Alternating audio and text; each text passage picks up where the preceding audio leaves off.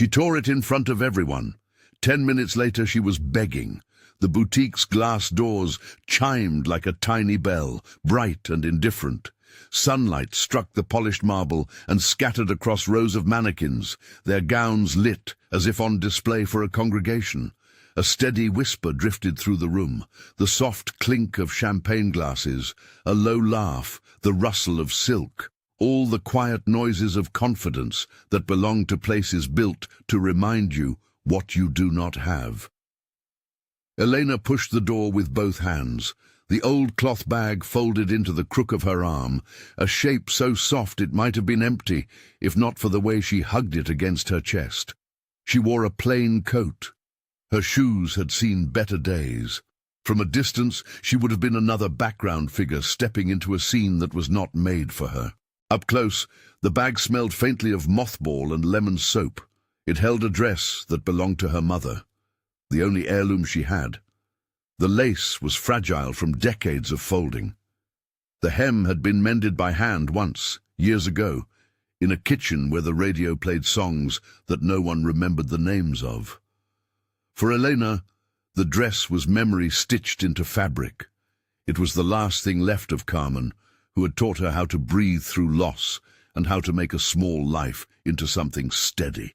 At the reception desk, Viviana watched her come in like a hawk cataloguing prey. Viviana's haircut was neat as architecture. Her eyes were polished by ambition. She reserved her smiles for the right people. Around her the boutique hummed with the low appraisal of wealth, invitations, names, special orders. A woman tried on a cape and turned, delighted, as someone snapped a photo. Viviana's hand hovered just long enough on a client's wrist to make it clear who belonged. She stood up before Elena could reach the counter, as if the act of rising were a verdict. "Can I help you?" Viviana asked, voice coated in courtesy the way a knife is coated in oil. Elena swallowed. I have a dress, my mother's. I was told—" She tried not to hand the bag over too quickly, as if the bag itself could protect what was inside. Viviana's smile tightened. "We do private appointments," she said. "This area is for clients with bookings." There was a laugh at a table of women near the windows. One of them flicked her hair, indifferent. Elena stepped forward. "Please," she said, "just for a moment." Viviana's chin lifted. Behind her, a mannequin bore a shimmering gown that caught the sunlight like a coin. "We don't take items from the street. We have standards." She said street like it was a condition. "Standards," Elena echoed, small but steady. "It's a wedding dress. It belonged to my mother. Is there a place I can—" "Miss," Viviana interrupted, the word sharp and precise. "We cater to clientele who can invest in our services. This is not a thrift shop." The room, which had been a background of placid voices, tilted. Conversations tightened into glances. The woman with the cape stopped smiling. Someone buried their face in a program. Elena felt eyes push at her shoulders, trying to move her out like a draft. She clutched the bag harder. Viviana's lip curled, not even attempting to be private when she said, "We don't work with scraps." A small sound, a stub of a laugh from someone in the back, broke into something else, and the tension snapped. Eleanor's knees almost buckled. Her color left her face, and she thought of Carmen's hands, of the way they had smoothed collars and tied aprons, of the nights they had saved pennies for a single loaf. She had come here because, despite everything, she had imagined a seamstress who would understand. The world kept surprising her with different answers. "Take it out," Viviana said. "If it's such a relic, put it back where it belongs." When Elena moved, something in the room decided to breathe again. She set the bag on the counter. The silk peeped through the fold, a quiet bloom of white. For a second, the boutique smelled like lemon and laundry soap, and something suspended in memory. Viviana reached for the bag as if to escort it away. She lifted the corner of the fabric, then the dress, and, deliberately, as if demonstrating a lesson, She grasped a seam and ran her fingernail along the lace. The sound was small and precise, the rip of old lace giving way. It landed like a slap. The air dropped. Conversation ceased and scattered like startled birds. Champagne glasses halted mid-tilt. The woman at the window looked away, embarrassed at her own rich ignorance.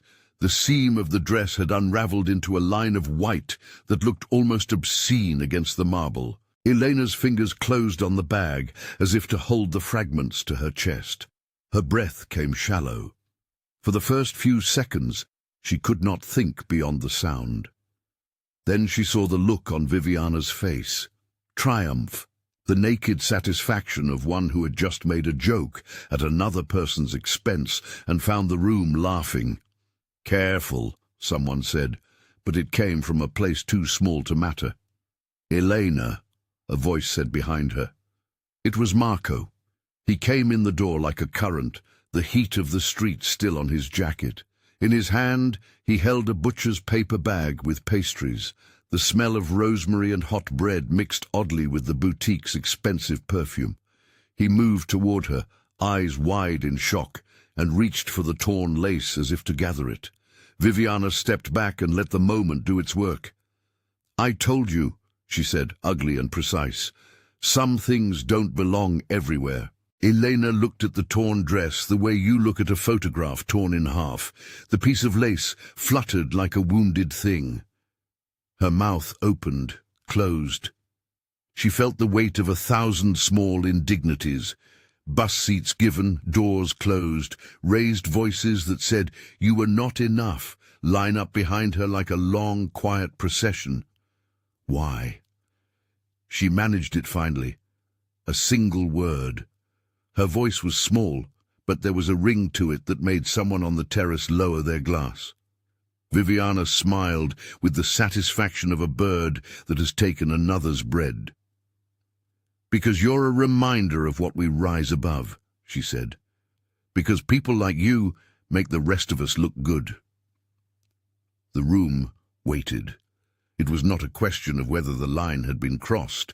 It was a question of how quickly this little theatre of class could decide its verdict. Then the chirp of a phone pierced the hush. Elena's screen lit up in her hand. A name flashed for a second. Romero. Her breath hitched.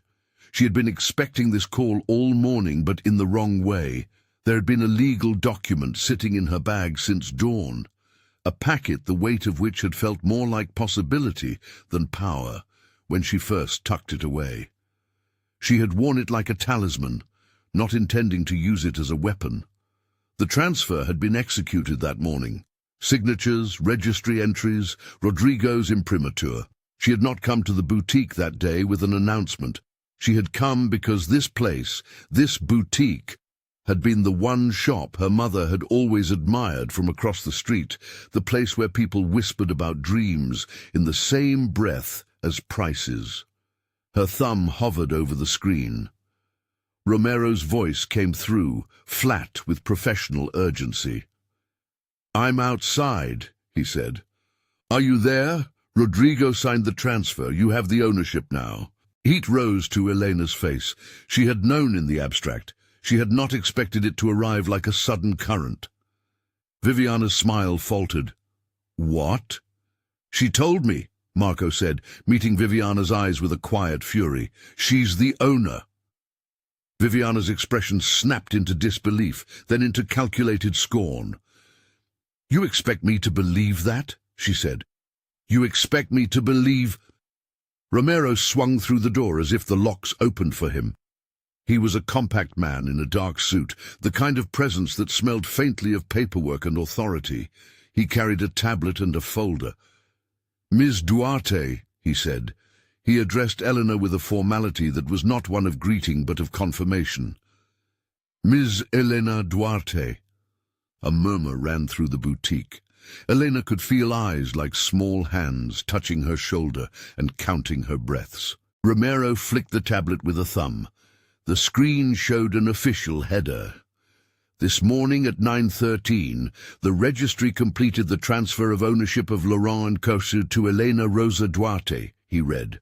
His voice was flat, precise.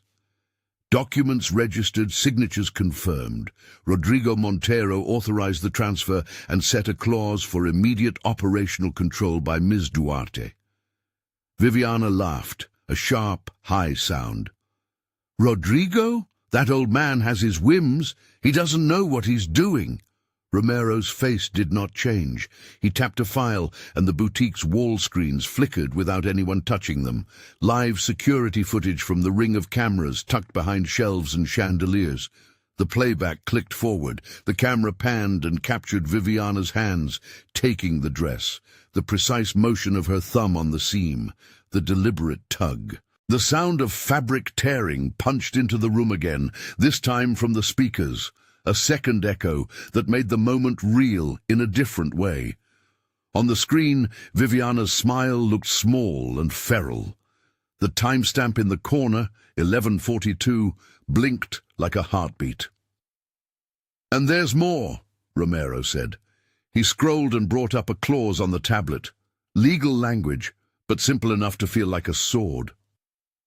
Section 8. Conduct harmful to the brand, including intentional damage to client property and public disparagement, is grounds for immediate termination. The owner's designation grants immediate authority to enforce personnel decisions. Ms. Viviana Alvarez, you are subject to this clause. Viviana's lips thinned. Shock slid into her face and then into anger at being exposed. The room changed from a theater into a courtroom in a heartbeat, people watching the outcome. Shoes shuffled. Someone checked a watch. On the wall clock, hands had crept forward. 11:44. The afternoon felt closer than it had a moment ago. Viviana's color went out of her face. She took a step back as if the world had shifted under her.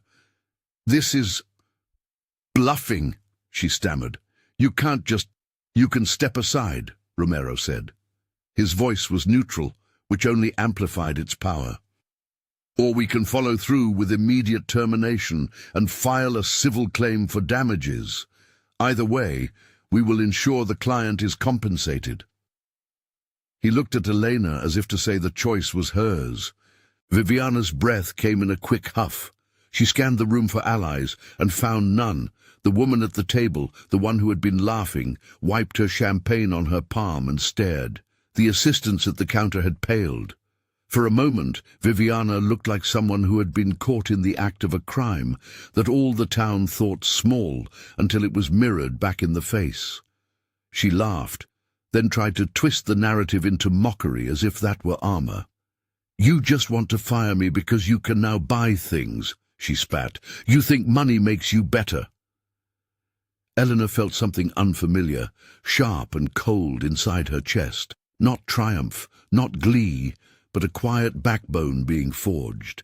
The ownership paper in her bag felt different now. It was not something to wave like a threat. It was an obligation. Rodrigo's name on that document had weight. He had given not a toy, but a charge. "Marco," Elena said softly, and he stepped forward, protective, but she kept her hands calm at her sides. "You tore my mother's dress on purpose." Viviana's eyes flashed with something like fear, then something like denial. "It was already falling apart," she said weakly, though the footage said otherwise. "It would have torn." Romero closed the tablet with a click. "You can leave voluntarily," he repeated. "Security will escort you out if necessary. Ms. Duarte will decide about further action." He turned to an employee in a grey blazer who had been hovering near the back. "Call security." Viviana's knees buckled a fraction. For an instant she leaned on the counter as if to steady herself, and then, almost implausibly, she dropped into a chair and wrapped her arms around her middle like someone bracing for a blow. She began to speak, not to the room, but to Elena. Her voice was small, without spite now, which made it worse. "Please," she said, "please don't." The boutique had lost its breath. Elena watched Viviana, the woman who had made a career of making people feel small, fold into a posture that had a human softness to it. There was a tremor in her voice that sounded like regret, or fear, or an instinct for survival that overruled pride. "Please," she repeated, "I have a family. I can't lose this." 10 minutes had not passed since the tear. On the wall clock, the second hand ticked at a steady, indifferent pace. The boutique, which had been a place of smug certainties, found itself confronting an immediate reversal. Viviana, who had used institutional authority as a weapon, suddenly found herself vulnerable to the same structures she had wielded. The room waited for Elena to act. In the pause, Elena's mind fired through images. Carmen's face in a dim kitchen, kneading dough with methodical hands, Marco's steady presence, the old photocopy of Rodrigo's letter in which he had written simply, "If you ever need a hand, take it." She felt the weight of a name she had not chosen, and the expectation threaded into the paper like a seam. She had options that would have young men in suits smiling, a lawsuit that would humiliate Viviana in public, a press statement that would puncture reputation like a pin, a viral clip that would carry the sound of the rip around the city, making Viviana a cautionary example. The headlines would be tidy. The internet's appetite for applause would keep score. Elena folded her hands around the torn lace as if to keep it from fluttering away. The fabric crumpled at her fingers like a small white bird. No one in the room spoke for a few long seconds. A server set a glass down with a sound like a small apology. Marco's jaw clenched and unclenched. Romero kept a professional stillness, the way lawyers do when the real decision is not legal, but moral. Elena's voice was soft when she finally spoke. "I will not make someone beg for their life," she said. Viviana's head snapped up. The pleading in her voice became raw. "Please," she said again. "Please." Elena looked at her, then at the footage, then at the dress in her hands, then at the people in the room who had watched, and then watched away. She thought of her mother's hands. She thought of Rodrigo's signature. She thought of the clause Romero had read aloud, not a toy clause, but a condition for protection. "We will do this properly," Elena said. The words felt grown up in her mouth. "You are dismissed for cause. We will document the damages and pursue any legal remedies necessary to compensate for the item, but I will not turn this into a spectacle." Viviana's face blurred with crying, then anger, then something like contrition, a back and forth that had the messy human rhythm of people facing the consequences of their acts. "You are fired," Romero said quietly and without relish. "You must leave the premises now. We will settle compensation for the client. Ms. Duarte, if you desire, we will file a formal complaint." Elena gave a small nod. "Yes," she said. "File it, and document everything. But I will not humiliate her." Viviana's body collapsed inward, as if relief and shame warred in her. For a minute she did not stand. The employees moved aside mechanically, like fish sensing a current. Outside, the city's sound returned in a rush. Horns, the murmur of faces, the indifferent flow of life. Inside, the boutique felt altered, like a room that had been rearranged by an earthquake and not yet reset. Someone, one of the female clients, the one whose laughter had triggered everything, rose and approached Elena with trembling hands. "I didn't," she began, then stopped, eyes brimming. She reached for Elena's fingers, a small human gesture. "I'm sorry." Elena allowed the contact. For a second, the boutique felt less like a theater and more like a place with a heart. The seam of the dress had been torn, but the act of reaching stitched something else. "Thank you," Elena said. She held the torn lace out and handed it to Marco, who folded it with the care of someone wrapping a fragile thing. He put it back into the cloth bag as if it were a relic that would be kept safe. Romero looked at Elena. "You may want to make a statement," he said, "a measured one. The media may get hold of this." Elena thought of headlines. She imagined a reporter sharpening a phrase into a blade. No, she did not want the dress turned into a soundbite. She wanted this small wound to be exacted into something that would mend. "I'll write a letter," she said. "Simple. We'll cover the costs. We'll make sure the client is made whole." Her voice had a quiet firmness. "And we'll rebuild this place so it doesn't encourage the kind of thinking that led to that." Romero's expression softened almost imperceptibly. "We can draft the notice. We can handle the press." "And Viviana?" Marco asked, steel in his voice. Elena looked at Viviana again. The woman was no longer a monster. She was a person who had chosen cruelty and now sat facing the cost of that choice. Elena felt a prickle of anger large enough to fuel a harsher sentence. But she saw also the tremor of desperation. A family, a mortgage, a route of life paved by choices now unraveling. "Fired," Elena said, "for cause." She paused. "We'll include in the termination terms a requirement for restitution and an offer of mediated rehabilitation. If she is willing to take responsibility, there will be a path. If she chooses to make things worse, we'll proceed legally." Viviana sobbed then, a sound that had been absent when she had been the one ripping seams. It was a private, shamed sound and not performative. "Please," she said again, "please, I can change. I'll do anything." Elena set the dress into its bag and zipped it slowly. "Doing anything isn't the same as doing right." She met Viviana's eyes. "Change is proved by work, by honesty, by making amends with the people you hurt. I'll make a space for that if you want it, but I won't allow cruelty to be beauty's accessory." Viviana seemed to register the offered hand and the requirement at once. Something in her that had been hunger for power flared and recoiled.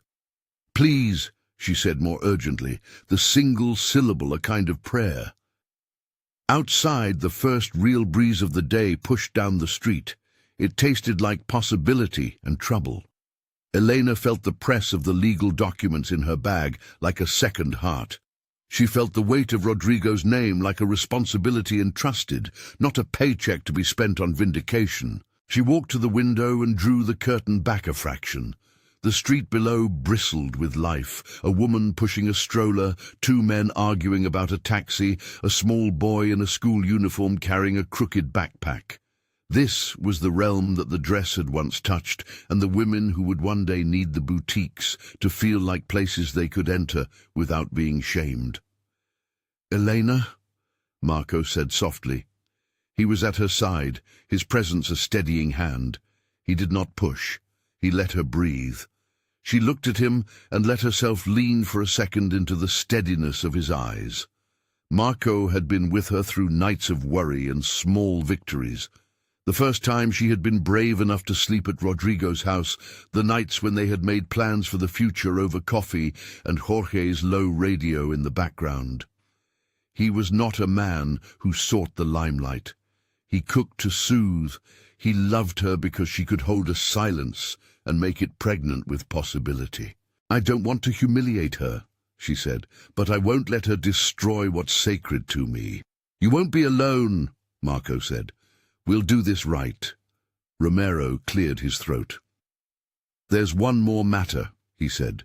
"The registry shows immediate operational control, which allows you to make personnel decisions now. It also gives you access to the boutique's accounts and security.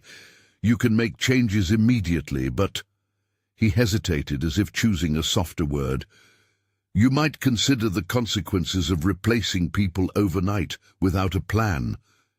Elena nodded. She had inherited more than a building. She had inherited a responsibility to steward something that had been built by hands that were not always kind. The choice ahead was not punitive, but structural. She imagined then a different interior. Seamstresses who taught trade classes in the back room, nights where brides could bring heirlooms for repair without fear, a scholarship program for young women who wanted to learn design. She imagined a wall where the names of seamstresses were written in pride, not as a footnote. "Start the paperwork," she said to Romero. File the termination, draft the notice to our clientele, and have the security escort Viviana out, but arrange for mediation if she accepts it. I don't want a scandal, I want repair." A low murmur of approval rippled through the staff like a tentative wave. The boutique's atmosphere softened in small places. Someone took a glass from a table and set it gently on a tray like an offering. Viviana stood then, shaking, and approached Elena. Her hands were held out, palms up, the universal gesture of asking. "Please," she said again, not with performative bravado this time, but with the echoed desperation of someone who recognized how small they had become. Elena looked at her. The room waited so long that the seconds seemed to lengthen like shadows. The tear in the dress remained a small, sharp white thing in the bag.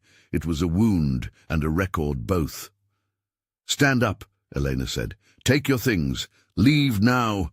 If you truly want to change, meet with our mediator next week. If not—" She let the rest be simply implied.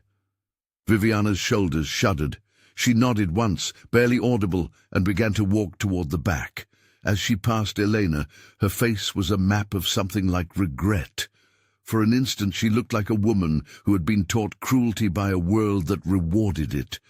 And then she was gone, her heels sounding like an apology behind her. Elena watched the door close. The boutique returned to its smaller noises. The cameras had logged an event that would be written into memos. Payments would be coordinated. Insurance would make its motions. There would be forms. There would be accounts reconciled. All around her, life continued its quiet presumption. Marco put a hand on her back. "What now?" he asked. Elena pulled the dress from the bag and smoothed the torn lace across her palm, as if feeling its old seams would tell her the future. "Now we fix it," she said. Outside, the sun fell a degree closer to afternoon. In the street, someone began to chant a radio jingle. An old woman crossed with a cane and smiled at a stranger. Elena zipped the bag and tucked the papers underneath it, as if the documents themselves needed to be folded into the same space as the fragile dress. She imagined what the boutique could become. Not a place that celebrated exclusivity, but one that preserved dignity. She imagined training tables in the back room and chairs for conversations. She imagined a grant program that offered microloans for women who wanted to open small tailoring shops. The ideas felt big and messy and real. Romero tapped the tablet. "We'll issue a brief statement," he said. "Something that confirms ownership, acknowledges the incident, and promises due process for all parties. It will be careful, Miss Duarte." She nodded. She did not want a speech. She wanted work. She wanted to take the word owner off the paper and knit it into a life that made sense. Elena turned to the staff. Mercedes, the senior designer, hovered at the sewing table like a matriarch. Her hands were calloused in a way that spoke of decades of mending. Marcella and Sophia, two young seamstresses, stood by a rack, half worried, half hopeful. Their faces were maps of lives that stitched, not of ones that spent. "I'll be holding a meeting in an hour," Elena said. Her voice had the steady cadence of someone taking command for reasons of duty rather than dominance. "We'll discuss staff changes, training schedules, and a community program I want to start. Everyone will be paid for the hours lost today. We'll treat this as an opportunity to change how we do things." There were nods, small at first, then firmer.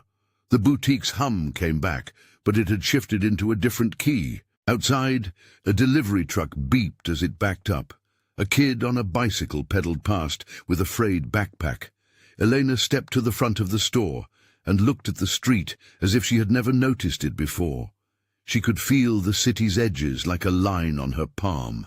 She had been given a house not of brick, but of responsibilities, labor laws, payroll, reputation, the aching histories of the women who would keep the lights on. Marco squeezed her hand. "We'll get through the paperwork," he said. "You won't have to." Elena smiled with a weariness that held a spark. "No," she said, "but you will help me hold the pieces." She turned the key in the front door, the sound small and precise. The boutique was the same building. The difference was the way the space felt under her feet now. Somewhere, a seamstress snipped fabric, and the sound echoed like a promise. She had acted in the moment between cruelty and consequence. Within 10 minutes, the woman who had made her a spectacle had been stripped of her authority and made to plead. The legal mechanisms had worked.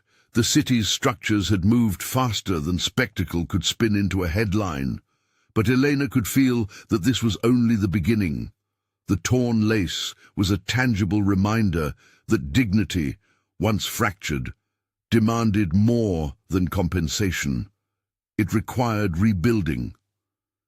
She turned away from the window and walked toward the back room where the sewing machines waited like patient beasts. The fabric of other lives, waiting to be mended, lay in baskets. The air smelled of starch and thread and possibility. As she stepped into the hum of work, her phone buzzed again. An unknown number blinked on the screen. She paused, then tapped it. A voice on the other end was Rodrigo's when he spoke, measured and gentle. "I saw the footage," he said. "I'm sorry, Elena. You did right." She listened to his words and felt, for the first time since the morning's legal signature, a hand reach across the distance between names and give a small squeeze. "Don't do anything reckless," he added. "Remember, power is an obligation." Elena folded the phone closed and put it in her pocket. She walked to the oldest sewing machine, the one Mercedes kept like a relic, and ran her hand over its surface. In the back room, a seamstress named Marcella lifted a piece of lace and smiled, as if laughing at the absurdity that the torn dress could become a lesson. Elena watched, the torn fabric in her mind already beginning to look less like evidence and more like a blueprint. Outside, the clock ticked forward. Inside, the machines picked up a steady rhythm. The boutique's day would proceed. Meetings, apologies, statements, forms to file. But beneath all of that, a different work had begun. The harder kind, slow and methodical. There would be public fallout and private repair, lawyers and mediators, headlines that might bite and then fade. Elena picked up a needle and slid it through a scrap of lace. Her fingers remembered the small loop, the pull, the knot that would hold. She began to stitch, not to hide the rip, but to restore its shape into something that could be worn again. The first stitch was small, precise, a promise disguised as labor. The room hummed, and outside life moved as it always had. The moment had bent the arc of her mourning, but it had not finished shaping the arc of what she intended to build. If power could be an obligation, she thought, then it could also be a tool. The question was what she would make with it. The machines hummed like a heartbeat. Elena's fingers stilled for a moment, then found rhythm again, stitch after stitch, a small, steady consumption of time. The repair was not perfect. It didn't need to be miraculous. It needed to be honest. She sewed not to hide the seam, but to honor it, to remind herself that some things, once broken, require patient hands. News spread the way small storms do in cities. First a few neighbors, then a social post, then a clip someone had taken of the boutique's wall screens. The headline writers angled for sensation. The commentators polished the story into neat columns. People who didn't know the names of anyone in the room offered opinions with the casual cruelty of the remote. But inside the boutique, work began to multiply in ways that were ordinary and slow, which is to say, real. Elena spent the next hours in a blur of meetings and lists. Romero drafted the termination notice and the complaint filings. He lined up a mediator from a respected local firm and spoke quietly to an insurance adjuster about compensation for the damaged Heirloom. Marco sat with Elena in the back room, his hands greasy from the morning's pastries, and made a list on a scrap of paper. Payroll, mediation, a press statement that would not invite more spectacle, and, most important, a plan for transformation. The plan was neither glamorous nor immediate. It began with the small details that make a business humane: paying employees for lost hours, honoring owed commissions, and ensuring that anyone let go received proper termination pay and references if they complied with the mediation agreement. But it extended beyond the boutique's books. Elena insisted on something Romero gently pushed back on, not out of legal caution, but because he could already see the headlines: a community advisory board, independent audits for the foundation she intended to seed, a public restitution fund for clients harmed by misconduct, and an ongoing training program for staff on dignity and customer care. "Elena," Romero said at one point, folding a legal pad, "you can do a lot if you move carefully, but you can also be attacked for theatrics.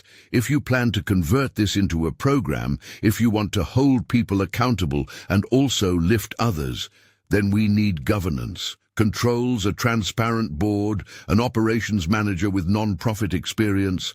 Otherwise you'll become the story." She listened and nodded. She had inherited a name and money, yes. But Rodrigo's letter in her bag had not been an invitation to spectacle. It had been an instruction. She would make mistakes, she knew that. But she would try to structure those mistakes so they wouldn't keep harming the people she wanted to help. By evening, Elena sat with Mercedes and Marcella at the long back table, the one normally cluttered with pattern paper and pins. Mercedes was older than most of the staff, with hands that seemed to hold memory and method at once. Marcella had the quick, steady attention of someone who mended things because she believed they deserved to be kept whole. "I don't want this to look like charity," Mercedes said, folding a measuring tape with a practiced motion. "We teach them a trade. We give them pay. We build a place where people know their worth." Elena took out a fresh sheet and began to write the program names: the Heirloom Project, low-cost repairs and restorations, the Stitch and Rise apprenticeship, paid training for women, Microloom Fund, small loans for women setting up their work tables at home, community nights, open evenings, when people can bring heirlooms for free consultation. She added governance items: independent advisory board, quarterly accountability reports, anonymous feedback channels. "What about Viviana?" Marcella asked, voice small. We will handle her through the mediation," Elena said. "If she chooses to participate in restoration, it will be on specific terms. There is accountability.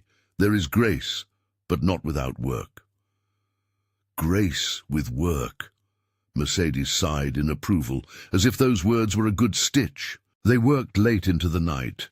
Marco brought over trays of food and left them near the sewing machines, where the staff ate between mending sessions. Elena's hands smelled faintly of starch and lavender. Outside, the city moved like a tide. Inside, the boutique felt like a place changing its center of gravity. In the days that followed, the boutique's front windows filled with more than dresses. They held notices, disclaimers about changes in policies, a small poster asking for community input on the new programs, a stack of free repair vouchers for those unable to pay. The press called, some friendly, some with pointed questions. A local television reporter asked, on live feed, whether Elena planned to keep control or would she hand the boutique to a board. "We're forming a board," Elena said plainly. "Community members will be on it. Designers, seamstresses, a non-profit manager, and an independent auditor. We'll publish minutes. We're not running this like a trophy." A cynic in the comments labeled it a PR stunt. An older woman who had once stood in a line outside a seamstress's shop sent a message of gratitude and a small donation. A young designer asked to volunteer. The spectrum of attention made Elena feel exposed and determined in equal measure. Legal processes ground on. Viviana's termination was formalized. The mediator's office scheduled a hearing. Romero, patient and precise, prepared the documents for restitution. Meanwhile, Elena pushed forward on the things she had promised to herself in those first tension-filled minutes. Training sessions, a small scholarship fund set up with seed money Rodrigo had authorized, and the hiring of a trusted operations manager, Elena, had never met in person until the interview. Daniela Costa, a woman with non-profit experience and a spine of practical rigor. Daniela arrived like someone who preferred spreadsheets to applause. She listened to Elena's ideals, then translated them into timelines, staffing plan, budgeting for the apprenticeship program, a marketing matrix to communicate the boutique's new identity without sensationalism. She instituted transparent accounting procedures and insisted on a public ledger for the foundation's allocations. Romero smiled once at Daniela's thoroughness and said, "You will keep her honest."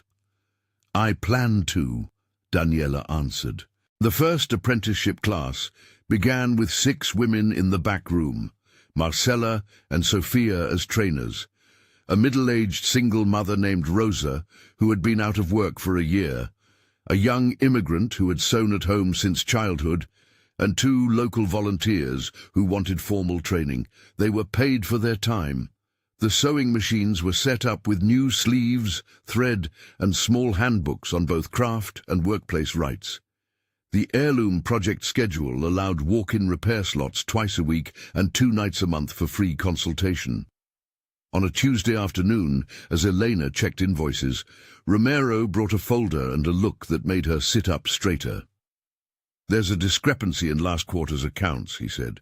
"Not massive, but odd vendor invoices and an offshore consulting fee that doesn't match any recorded service. I've frozen outgoing payments pending an audit." Elena felt a small flare of dread. "Do you think someone inside tried to siphon funds?" she asked. "Possibly," Romero said, "but we don't leap to worst case until we have facts."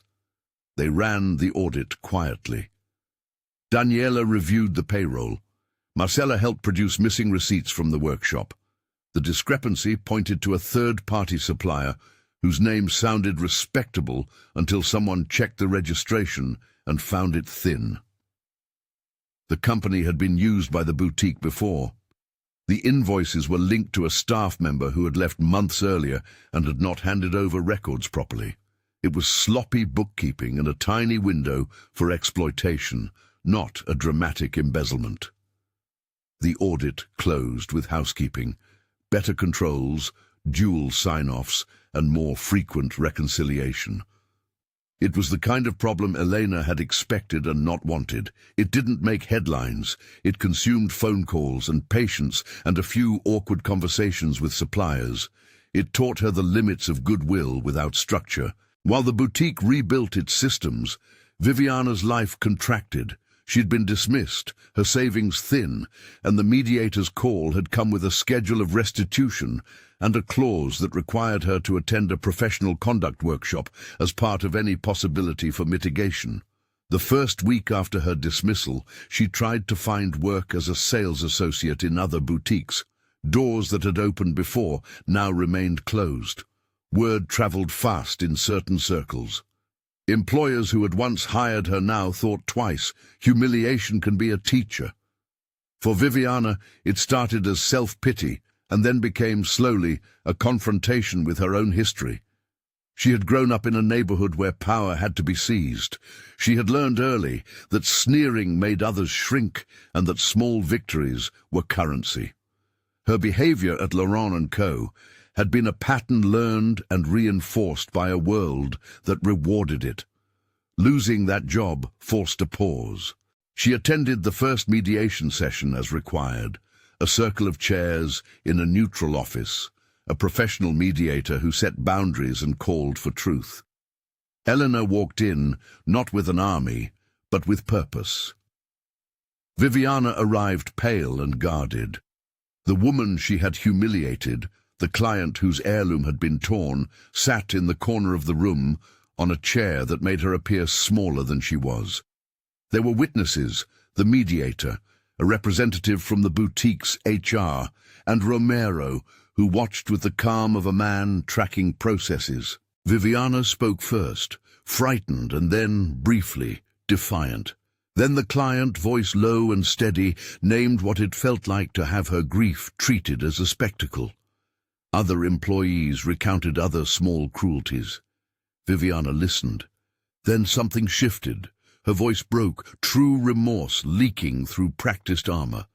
She apologized, halting and unpracticed, but it was not a performance this time. She said she had been wrong. She agreed to the terms: restitution payments, mandatory professional training, and 3 months of supervised work, starting with the community repair nights, where she would only work on donated items under mentorship. "You'll be watched," the mediator said kindly but firmly. "You will make amends, not by words, but by work." Viviana nodded. The nod was small, and inside Elena something fragile moved. She remembered the morning's rip and the surge that had threatened to become vindictive. She had chosen a different route then. Now she had to remain steady to it. Weeks passed like the slow turn of a spool. The Heirloom project filled evenings with women bringing boxes of brittle lace, stained veils, quilts that had been loved into frayed softness. The apprenticeship room grew into a community, seamstresses who taught and learned, a steady rotation of women whose stories threaded through the fabric of the city. Marco started weekday community meals, a small pop-up in the boutique's courtyard where trainees and volunteers ate together. It wasn't a publicity stunt. It was how people learned to care for one another, through shared bread, through conversation. Viviana's first weeks were clumsy. She arrived early, cleaned tables, organized fabric rolls, and mended donated coats. At the end of her 3rd week, Marcella found her at a machine, hands pinching a sleeve, tears caught in the seam. A woman named Rosa, the single mother from the apprenticeship class, asked hesitantly if Viviana could adjust a small hem. Viviana did it. She listened to Rosa's story about wanting to make dresses for her daughter's school plays, and for a small while her own present grief quieted under the weight of someone else's need. There were setbacks. Viviana snapped once at a client who asked a question a certain way and retreated into old habits of superiority. Elena caught the incident on a surveillance clip that rarely left her office. She called Viviana in and sat across a small table, not with a lawyer's blade, but with an honest question. "Are you committed?" Elena asked. Viviana's face crumpled. "I am," she said. "I was cruel because I thought it would keep me safe. It only made me smaller." "Then do the work," Elena said, "and show it." The work, to Viviana's surprise, was where she found some redemption. There was no dramatic forgiveness at first. She earned trust by doing small tasks well, returning customer calls, restringing mannequins, learning how to soften a fabric edge. She took classes on customer dignity and learned to listen without flinching. Over months she became reliable in ways that mattered. Around the same time, Elena grew into her role as steward. She learned to sit with discomfort, to pay a wage, to say hard truths to investors who wanted optics, to refuse a donor who demanded naming rights in exchange for funding the microloan program. She made mistakes, a hastily written policy that left a seamstress unpaid for a shift, a staff meeting that ran late and ignored people's childcare needs. Each error taught a correction.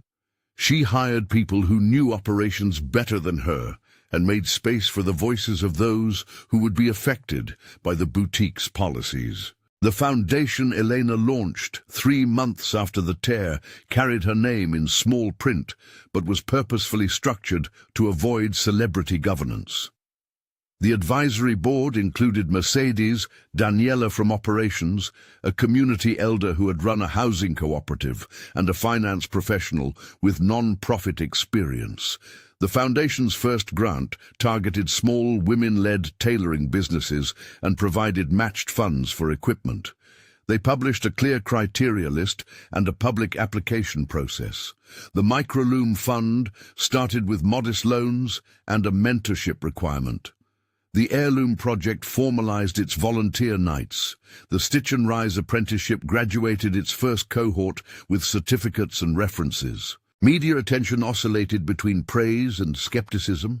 Some op-eds speculated on how long Elena would sustain this. Others told small human stories. An elderly woman who had come to find her prom dress mended, a teenager who had learned sewing and started selling hair scrunchies at weekend markets. Social posts featured before and after photos of restored lace and of Viviana, working quietly at a mending station, her posture less rigid than before. There were governance challenges too. An auditor requested further documentation regarding the first round of microloans when one early borrower defaulted after a personal crisis. Elena took the hit personally and publicly acknowledged the mistake. She tightened criteria and added emergency support for borrowers. It was not perfect. It was a learning curve that cost sleepless nights and some reputational damage. But it was also the kind of correction that made the foundation stronger. All the while, Elena and Marco's life threaded around the work. They found small rituals, a simple breakfast at dawn, a walk in the neighborhood on Mondays, a habit of handing each other a written note at the end of chaotic days. Marco taught a weekly youth cooking class in the courtyard, where apprentices and teenagers learned to make bread and talk about their futures. The classes became informal mentorship sessions. Marco's calm presence became a kind of quiet glue. The recreated dress moved slowly from project to symbol. The seamstresses worked nights on the restoration and then on the faithful recreation. Pattern, lace, stitches sewn by hands that had learned humility and craft in the same months. Mercedes oversaw the final fittings. Marcella embroidered a tiny, subtle band inside the hem, a small dedication stitched in invisible thread. For Carmen, for those who came before, for the hands that keep memory. When the day for the reveal arrived, the boutique filled with people who had become the story's real characters.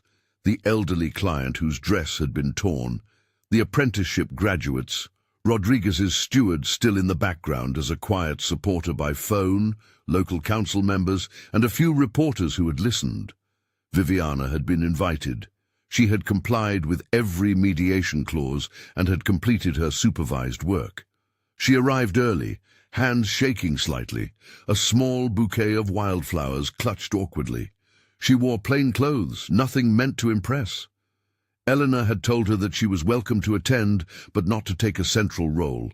There would be no scapegoating stage. The room hummed with the careful silence of people about to witness a mending. The recreated dress was unveiled not on a mannequin, but on a woman whom the foundation had chosen for the honor.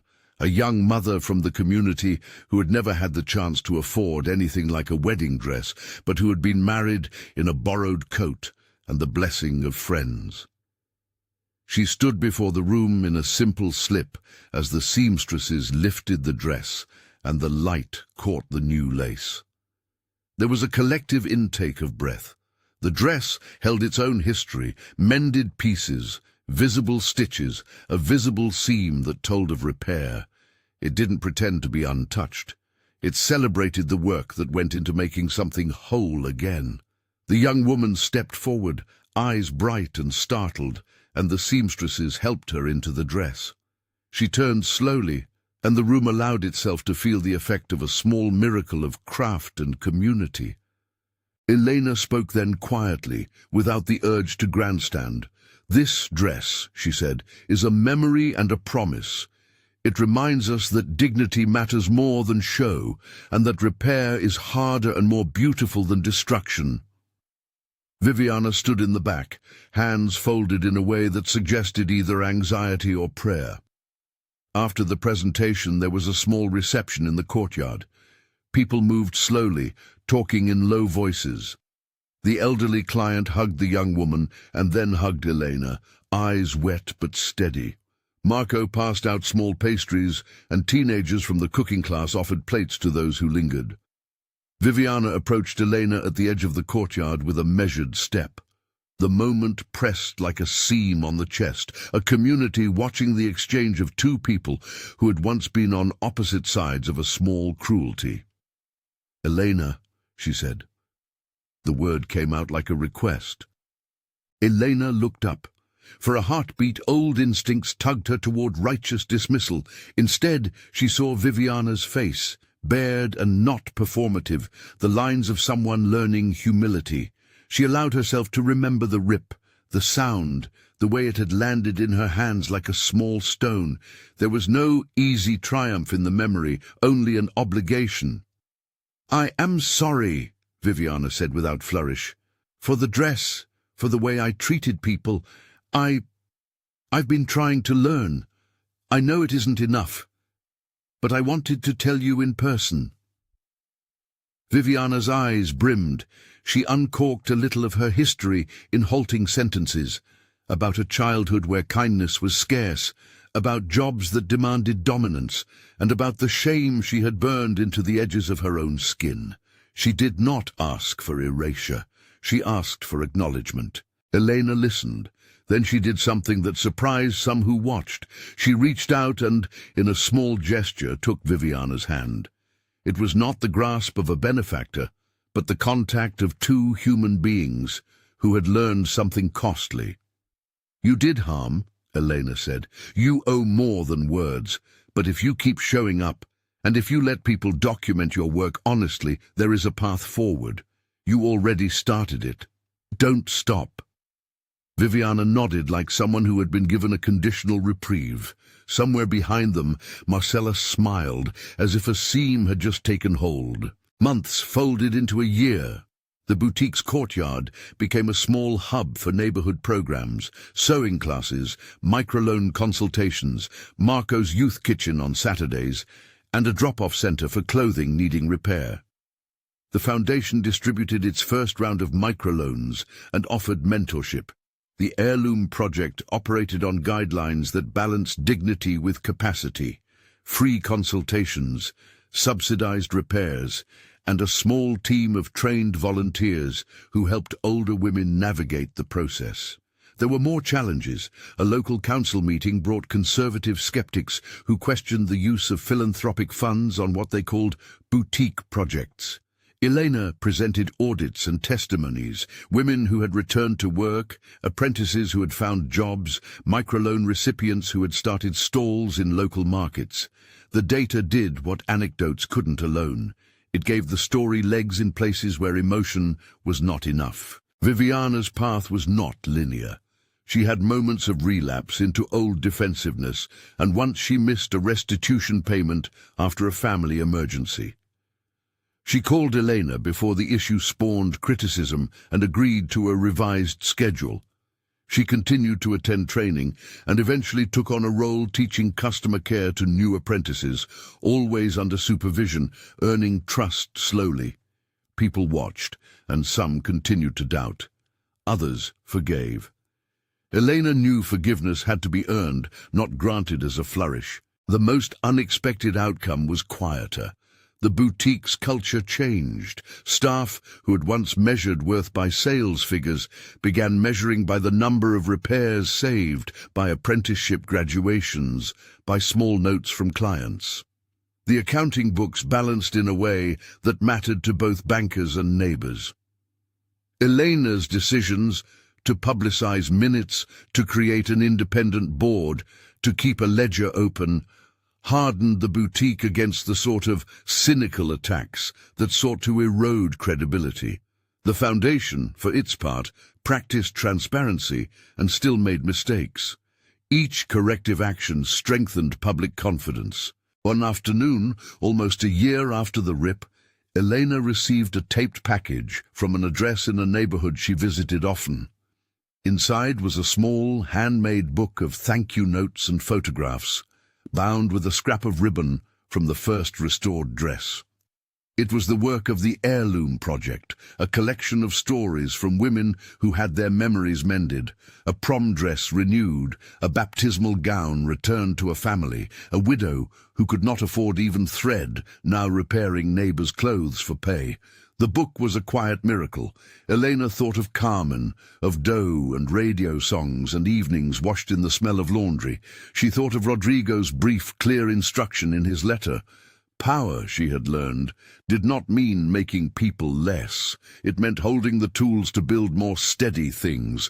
It meant inventing processes so that generosity could become a durable habit rather than a headline. On a clear evening, The boutique hosted a small celebration, an anniversary of sorts for the Heirloom project. The courtyard lights swung like soft witnesses. Elena stood briefly in front of the crowd and spoke not as a philanthropist, but as someone who had learned that humility was an architecture. "We mend because our pasts deserve to be honored," she said. "We do not erase the harm done, but we try to repair it. That work takes courage, and it takes one step after another." After the short speech, people gathered in clusters. Marco passed out slices of almond cake that tasted, as always, like small kindness. Mercedes watched the apprentices with the pride of a matriarch. Marcella took a photo of the new cohort. Viviana lingered near a table, smiling without seeking attention. The woman whose dress had once been torn now lingered in the company with a quiet acceptance, no longer reduced to the person in the bag. As the evening wound down, Elena walked to the back room, now furnished with an office where Daniela kept the foundation's records and Romero met with community advocates. She found the reopened bag with the dress inside, the patch where she had first sewn a stubborn stitch. She ran a fingertip along the line. The torn seam remained visible. The repair was honest. She smiled softly. It was an imperfect garment made whole enough to be worn and to hold someone else's future. On the street outside, two children chased a ball and laughed. Inside, a sewing machine clicked on, steady and patient. People mended things not for appearances, but because mending was necessary work. Elena thought about how many hands had touched that process. She thought about the woman who had torn a dress to make herself seen, and the woman who had stood up for what dignity meant in the middle of a boutique. She remembered the opening image, the rip that had sounded like a slap and made the room hush. 10 minutes after that sound, someone had been begging in the same room, and a chain of events had begun. What she hadn't known in those first minutes, with her thumb hovering over Romero's call, was how long the work would last, or how many small, honest hands it would take to make the repair meaningful. In the months that followed, Elena's foundation published an annual report. It detailed the apprentices trained, the microloans distributed, the repairs performed, and a new partnership with a vocational school that allowed graduates to access formal certification. Viviana's name appeared once in the margins. She had graduated from the restorative training and had completed her restitution schedule. She was now employed as a trainer's assistant, under supervision, and had enrolled in a customer relations course. The report also noted areas needing improvement and the steps planned to address them. The public's appetite for scandal shifted toward stories of craft and slow change. The most shared images were not of torn lace, but of hands passing a needle across a gap, of a young woman in a newly repaired dress, of a group photo of graduates holding certificates with proud smiles. Elena sat one evening with the little handmade book of notes and photographs. She thumbed through pages stamped with coffee and fingerprints and paused on a photo of Carmen's hands, a grainy image someone had given her months earlier. The fingers curled as if in the act of kneading or sewing. The photo felt like a talisman. She called Rodrigo and thanked him for his trust in a way that felt less transactional and more like giving an account to someone who had entrusted a responsibility. His voice through the phone was warm and steady. "You did what I hoped," he said. "You remembered that power is an obligation." Elena closed the little book and set it on the shelf next to the sewing machine.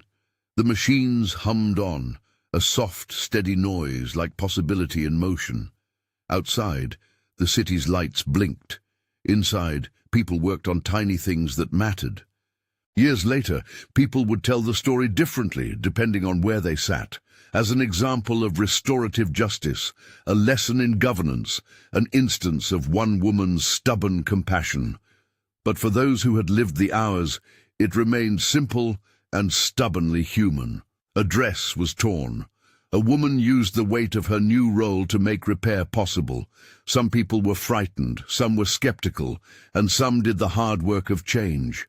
In the end, the dress lay folded in a chest, not as an exhibit of loss, but as evidence of labor and possibility. Viviana, steady in her role, would sometimes pause at the sewing machine and trace the tiny embroidered dedication inside the hem with her finger, as if reading a small prayer. The woman who had been on her knees that day had learned what pleading could become when it met accountability and hard work. The final image that stayed with many who came through the boutique was not the rip, but the table in the back room, where a group of women leaned over a pattern together, laughing at a joke one of them told, the sound of the machine like a second heartbeat. Power had not been used to crush. It had been deployed to set a framework where dignity mattered more than spectacle.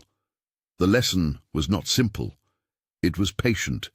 She had been humiliated, then given a name that allowed her to act. 10 minutes after the tear, a woman begged. Years after, she helped stitch the future. People would remember the day the lace tore and the quickness of the legal turn. They might not always remember the long nights of mending, but Elena did. She kept the tiny stitches she had learned to make, and she kept giving them to others. If you were moved by Elena's choice to rebuild rather than to break, subscribe to follow more stories where people choose repair over spectacle.